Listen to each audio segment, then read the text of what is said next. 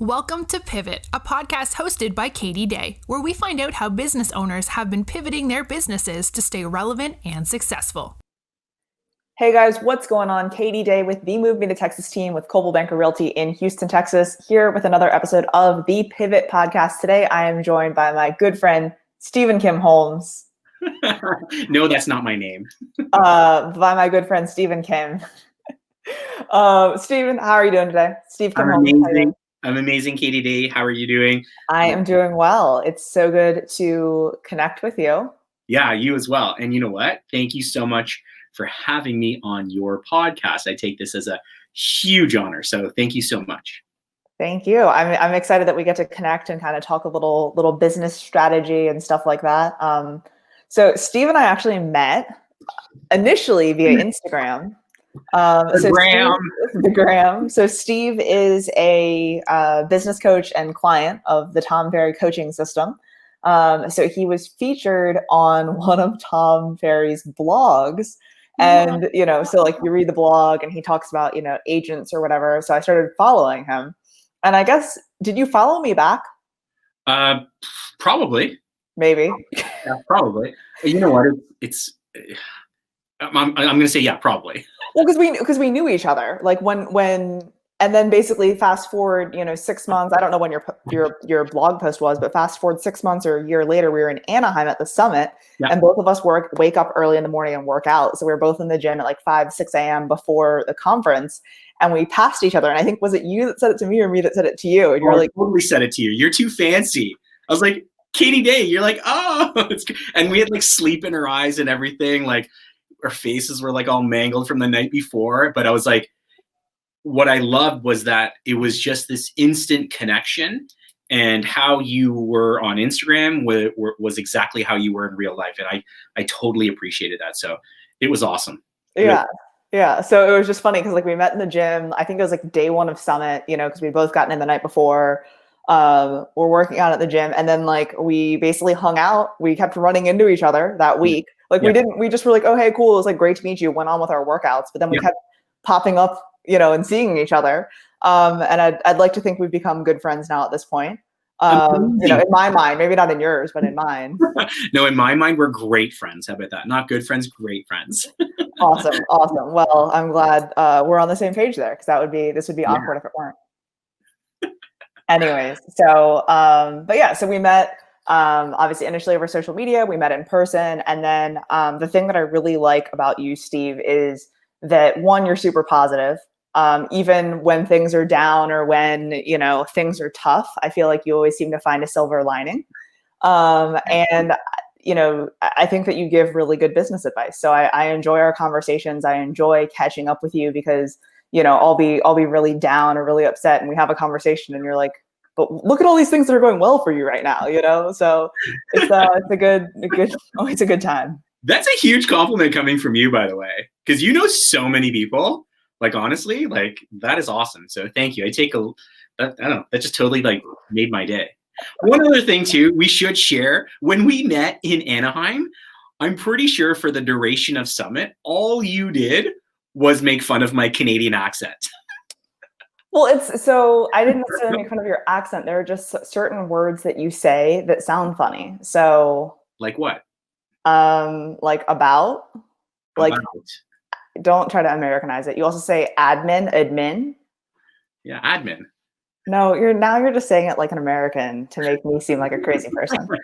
Anyways, let's dig in. So I know you haven't been a real estate agent full time your entire life. So what did you do prior to this? And then I guess talk a little bit about bridging the gap and getting into real estate full time. Yeah, great question. So I knew from a very early age, I wanted to do something with kids, whether it's teaching, counseling, whatever the case may be. I got into teaching 16 years ago. Oh, actually, no. I was a teacher, elementary school teacher, grade 8 for 16 years. I left the board about a year and a half ago, so less than 2 years. And I didn't leave because I was disenfranchised, I'm overworked, teachers, blah, blah, blah. No, I left because I wanted to pivot. I wanted to pivot into something else in my life that I really wanted to see how well I could be in this real estate industry. And so after 16 years of, I'm going to say, a very successful teaching career and coaching sports teams and sitting on councils with the board, I said, you know what, I'm going to rip the Band-Aid off and I'm going to go all in on real estate. And at that point, I was part-time real estate for about almost 6 years. And I did pretty well in the 6 years going part-time. But it was really when I ripped the Band-Aid off and I went full-time all last year and in this year that it was just, I'm going to say, a very quick, sharp, exponential rise in the real estate industry. And that's not me like patting myself on the back, but it was really like I could only do real estate in a particular number of hours while I was teaching full time. When I had the freedom and flexibility to do more real estate, more calls, more appointments, the whole gamut, it was pretty bananas what happened to the business. And so I still miss teaching very dearly. And who knows, maybe when I'm 50, I'll go back into teaching. And so a lot of you that are listening to this, like, you know, are just listening to this on Spotify or Apple Podcasts or whatever, but Stephen Kim is blessed with Asian genes. So he could actually already be 50 or 60, but you have no idea. So it's funny to me when you say that you were a teacher for 18 years because you look like you're 18 years old. So kind of funny. Receding hairline, like, come on. You know, when it's cut shorter, I feel like normally it's a little bit closer, you know, to the scalp. So it's difficult to tell where that hairline is, you know. Katie Day. So, yeah, I mean, and I think at the end of the day, you know, I mean, you're also a husband, you're also a father. So it's like, you know, there's only a certain amount of hours in the day. So it's really been cool to see how much your business has grown over the past few years since we've known each other. Yeah. When you're kind of doing it full time, for sure. So I think, I guess the first part kind of that I wanted to talk about as far as COVID in 2020, this has been a very interesting year to say the least. What would you say is the biggest positive that you've seen this year, either personally or professionally, you know, just kind of in all of the changes and things that have been happening in 2020? Yeah. And I'm so pumped that you brought up like the husband and the father, the family component, because it is so important to me. Like, I'm going to say all parents, people who are deeply rooted in their family, it is number one for me in my life. So the nice segue in that is the fact that, you know, despite going through a global pandemic and, you know, the unfortunate circumstances of like people dying and people getting sick, which is horrific to say the least, there's been a lot of pain and turmoil in that. I guess the silver lining for me personally is the fact that I was able to spend much more time with my family, my wife and my kids. Because, you know, like speaking to all the parents out there, like you understand the power of a routine and scheduling your kids, getting them up in the morning, which can be like, you know, the toughest part of any negotiation. Yeah. It was just this sense of, I'm going to say like almost like peace in that, you know, we weren't so strictly adhering to a schedule. And so being able just to enjoy my kids, right? As opposed to like quickly getting them up, out the door, into school, things like that. But just kind of going at our own pace was huge for us. We got to play a lot. We got to spend a lot of quality time.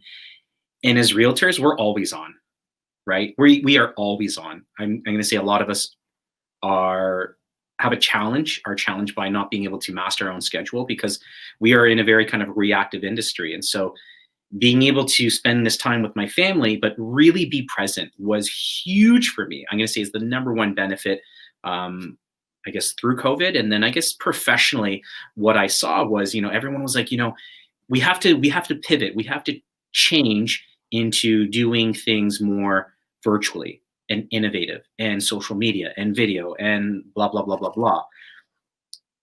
You know, not to sound pompous, but I was putting out a lot of content to begin with. And so I guess when COVID hit, the attention, I ended up capturing more attention on my content, and that's what people were doing. And so now my phone, my DMs going like ringing off the hook because I stayed consistent during COVID. I didn't listen chill, really, right? That's the big thing. So, you know, and then in terms of some content, some like specific content was, you know, my whole mantra of like being great, be kind, paying it forward. I really wanted to highlight all of the amazing businesses in my neighborhood.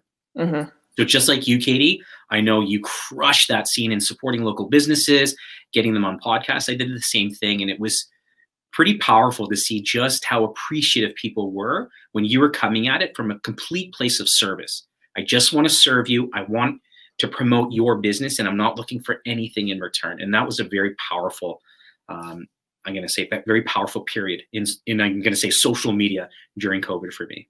Yeah.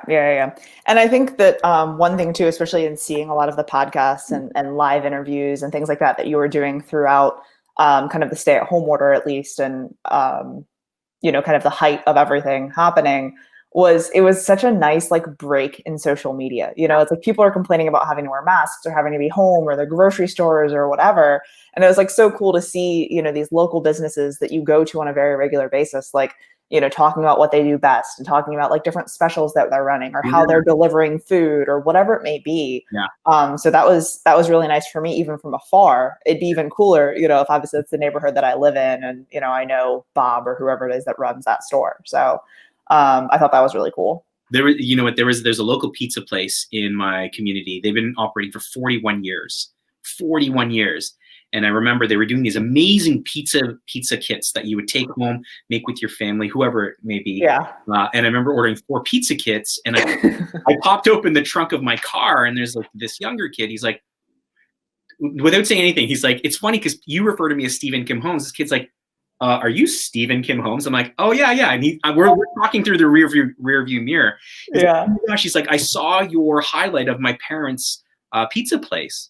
I just want to say, our family thanks you so much for just doing that, because no one's doing that. Level of support. And he's like, don't pay for the pizza kits. And I was like, too bad, I already paid online. And it was take my money. Right. And that was such a great feeling. Right. And so you talked about the silver lining, despite, a global pandemic, tragedies in your life. I think one of the keys to stay positive is giving back.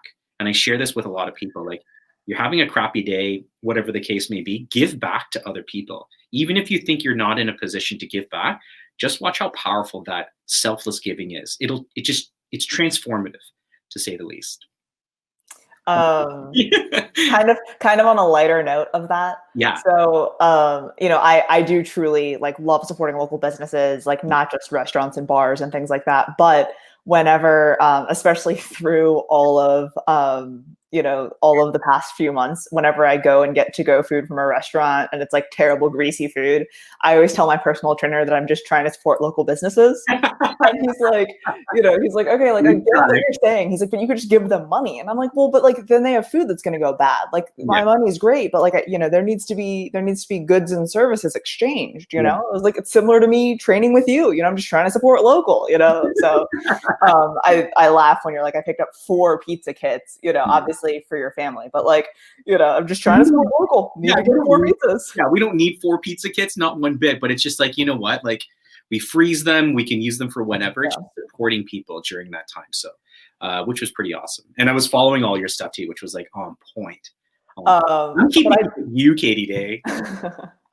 I do love that with the local restaurants. A lot of them did do like meal kits and stuff like that. So it was really cool to be able to like replicate the meals that you would get in the restaurant, but like have a fun family night or have a fun date night, or even just a night by yourself, eating a pizza or I did like ramen, like they made like noodle kits and stuff like that. So I had a lot of fun with those for sure.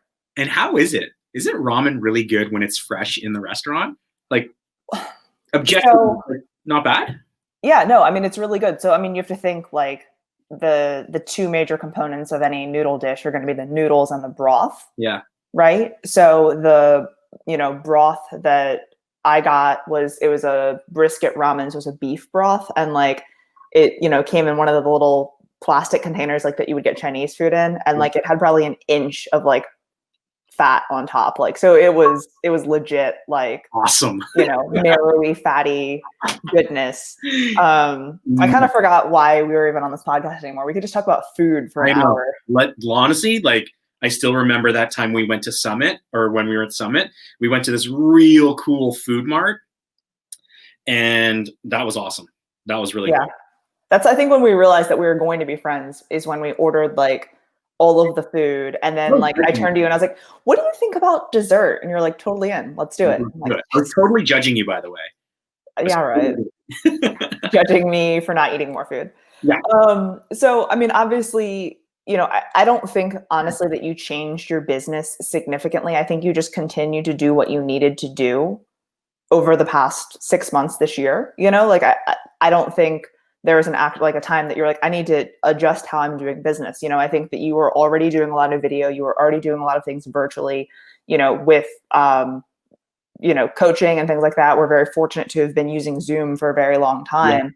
Yeah. So I guess what would you say were some specific things, you know, as you transitioned into real estate that helped you to become successful? And then as well this year, were there specific things that you were like, I really need to like double down on this or ensure that I'm doing this every day to stay relevant and successful? Yeah, I think, great. So to kind of answer like both parts of the question, number one, like what were some things that I guess helped me to get to kind of where I'm at? Number one is really mastering your schedule, not deviating from the course. So like I'm a morning person. I'm up before 5. So anywhere between 4:45 to 5. And I give myself that kind of 15-minute grace period. So me kind of sleeping in is waking up at 5, I guess. Yeah, but that's just because that comes at a circumstance because of the fact that I'm not going to sit here and whine and complain, oh, I need more hours in the day. No, you can go get the hours. It just means you got to wake up earlier. Yeah. So step number one, I adhere to that schedule even during COVID. So as other people were like, you know what, it's COVID, there's not much happening, I'm going to wake up at 7 or 8 or 9 or 10 or whatever. That didn't happen. So because of that, it just kept me operating at a higher level of efficiency. The second thing is that really being able to get on the virtual experience as quick as possible. So one of the things you mentioned was Zoom. That was huge for me. Like I remember still to this day, which wasn't a long time ago, my first virtual listing presentation that I signed. And I remember getting off Zoom being like, oh my God, like I can't believe that just happened. Yeah. Still to this day, I physically not met my clients, myself. Yeah. Which blows my mind. Everything was done virtually. So that was huge. And then, you know what? I remember it was probably back in like June. I saw someone being like, oh, you know, our virtual experience is like Matterport 3D floor plans. And I was like, what? I'm like, that's not new. We were always doing that, right? Yeah. But you know, good on them though. Like, and the thing is, I don't look at it being like, oh, you know, that's old technology. But I'm like, good for that person to pick up something new in their marketing arsenal and share that, right? And so I'm like, good on you. Keep doing that. What else are we doing? What else as an industry are we doing in terms to provide, I guess, the best service possible? So I know I'm kind of jumping back and forth between both answers, but another thing too is staying consistent. And I knew this, and I knew when people were saying video, I knew it's a long play. So I'm wickedly patient. I never did like 1 or 2 videos and then I quit and gave up. I did a video 1 to 2 videos every single day for over 2 years. And I shared on Summit with Jason Pantana on the marketing part, is that now this year, it equates to 60% of my business. That's crazy. And so people were like, oh, 60% of your business, like, you know, what kind of business are you doing? Like 60% of what? 60% of like $20,000? No, like, I don't know. Do I share numbers on this podcast? If you want to. Okay. So like right now closed, we are 531. Pending, we have about another, just under 110 is pending. So you talk 60% of that. 60% of just over 600,000 is a lot of money on social media. And that's staying consistent. Yeah. So I think that's the hardest thing though. And I was actually talking to my coach about that today, is like knowing that you make a phone call and you're not going to get an appointment that phone call, you know, knowing that you are going to shoot a video and someone's not going to call you and say, I want you to help me buy a house, or I want you to sell my house. And it's like, I know this, I tell people this, you know, I run a team, I coach people with this every single day. And I'm on the call just feeling like, man, I'm making so many calls and no one's picking up, and you know, woe is me. And he's just looking at me like, this is what we're talking about today. Yeah, so, yeah. But yeah, I think that's with the video, is that people don't think that it's good enough, or they, you know, don't get any calls from it. And you can see with your videos a significant progression in the quality, right? So even when it was you with a cell phone walking down the street, right? you're putting them out every day. And then it's like, okay, now we're green screening. Now we've got a videographer. Now we're mic'd up. Now, you know, and all of these things. I mean, we've all done it. No one has the budget or the time to be like, I'm hiring a videographer and putting out production quality, you know, stuff day one. Well, most people think that. They're like, oh, you know, the question I get asked all the time is, do you have a videographer? Well, I have an editor.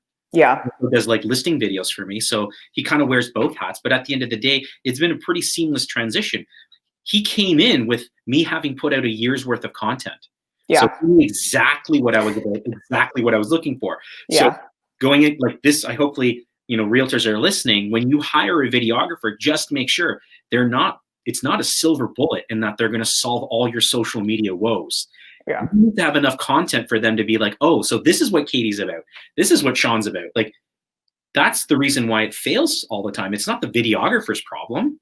It's just that you haven't given direction. There's no clear direction in terms of who you are, what you're about.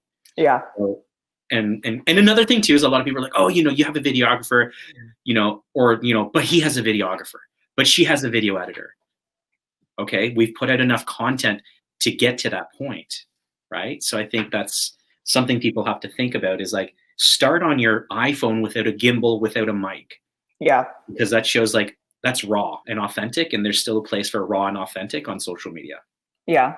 Well, and, you know, it drives me crazy is sometimes those videos where I'm like well, not really now, but like at an event or at a restaurant or at something. And I'm like, this would be really cool. Let me shoot it. And all I have is my phone and no mic. Maybe I put it to my headphones and do a quick whatever. That normally ranks better and gets more views and shares and story reposts and all the things than like, you know, the videos that I'm paying my videographer to shoot on his, you know, mirrorless, blah, blah, blah, you know, with a gimbal.